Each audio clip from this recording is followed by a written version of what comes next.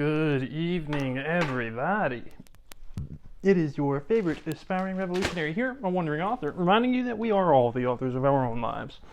As always, my message remains the same: spend less, live more, earn your freedom with frugality.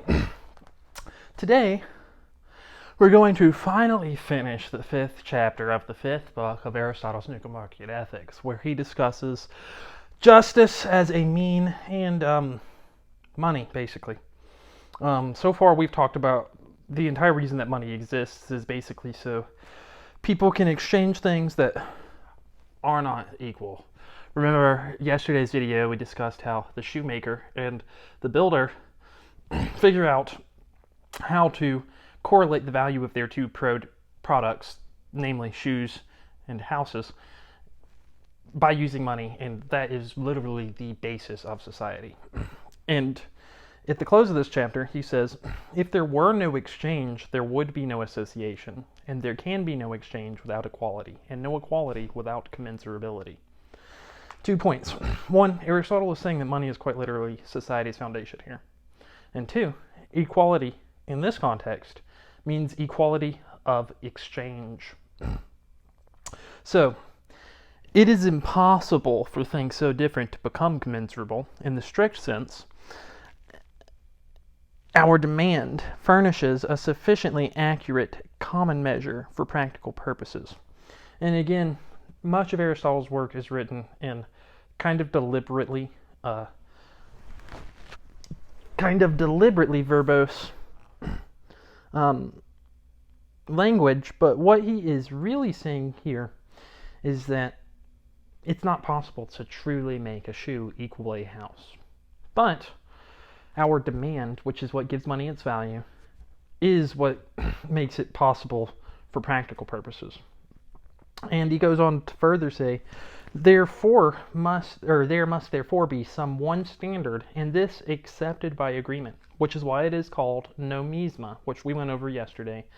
It's the Greek root for their word, that is money. For such standard makes all things commensurable, meaning we can compare them in value, since all things can be measured by money. Book 5, Chapter 5, Section 15. Money exists because it facilitates exchange and lets us assess the relative value of our belongings, services, and assets accurately. And this is honestly, so we're 5 books in, and this, to me, caught me like a little bit out of left field, but this is literally a quote from Aristotle's Nicomachean Ethics, where Aristotle is going to conclude using actual math, and we'll go through it one by one, but let's get to the conclusion. It is now clear how many bedstands are equal to one house, namely 1. Although I think it's supposed to be 5. Yeah, that should be a 5. We'll leave this in here because even I make mistakes every once in a while. So let's go through his actual math here, though. Remember those big red 1 down at the bottom should be a big red 5. But let A equal 1 house. B equals 10 mina, which mina is an ancient unit of currency. And C is equal to a bedstand. Then A is equal to B over 2, supposing the house to be worth or equal to 5 mina, and the bedstand is equal to B over 10. It is now clear how many bedstands are equal to one house, namely 5.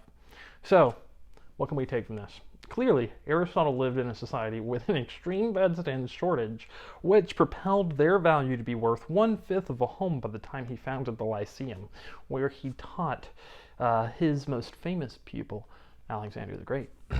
Hashtag classical history. Or they lived in an era of extremely affordable housing. Yeah, that's probably more likely. Their house was probably just really cheap back then, and bedstands were probably almost as hard to make as a house, just because they didn't have the technology that we do nowadays. And then he finishes with another just a delightful quote where he says, furthermore, it is clear that before money existed, this is how the rate of exchange was actually stated: 5 beds for a house, since there is no real difference between that and the price of 5 beds for a house. The Aristotle Nicomachean Ethics, Book 5, Chapter 5, Verse 16. So, what can we take from this? 5 beds is equal to a house. Let's stock up on mattresses, boys. Hashtag rush sleep number. That's the first brand that came to mind, but that's because I actually did work for them briefly, like years and years ago, for like maybe a month or two. It wasn't long. Um, anyways, this is a wandering author here, ready to remind you that we are all the authors of our own lives. Oh yeah. Again, remaining sufficiently vague for practical purposes. I'm almost positive that I've been dealing with paid actors the entire 2 weeks that I've been here, but I think I've done pretty decently, and I'm almost positive that the people at the current company are in communication with the people at my previous company. Basically, I think I've been living in the Truman Show for 2 weeks, and it's honestly been one of the coolest experiences of my life. For the first week, I thought that the company was completely and totally incompetent. Now I'm questioning it. Either way, I mean, like, the company's real. I'm getting paychecks. It's been around for a long time. But I'm pretty sure people have been watching me, like, around the clock almost. And I've never had that thought before. Also, I had a badge in the center console of my car today, but it wasn't there, and then it was. I wonder how that happened. Anyways, this is a wandering author here to remind you that we are all the authors of our own lives. As always, my message remains the same: spend less, live more, earn your freedom with frugality. What are you guys doing in order to inspire, uplift, and empower your local community today? Because this world isn't changing unless we all do our part, and you can count on me to do mine daily. Until next time, I love you guys. Good night.